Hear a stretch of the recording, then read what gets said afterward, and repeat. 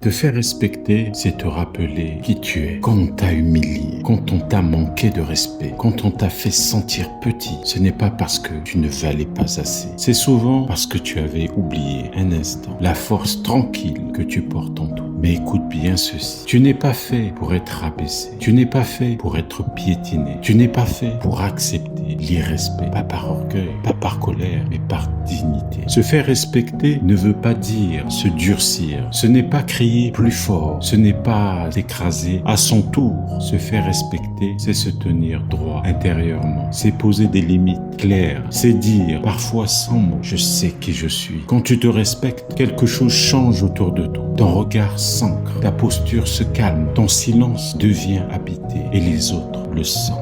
Car le respect ne vient pas d'abord de l'extérieur, il naît à l'intérieur. Il se diffuse naturellement comme une aura lumineuse qui n'agresse pas mais qui impose. Même après l'humiliation, tu peux te relever. Même après le mépris, tu peux trouver ta place. Parce que rien de ce que les autres ont projeté sur toi ne définit ce que tu es. Tu as le droit de dire non. Tu as le droit de t'éloigner. Tu as le droit de protéger ton espace, ton temps, ton énergie. Et quand tu fais cela avec calme, avec cohérence, avec fidélité à toi-même, les rapports changent, les mots changent, les comportements changent.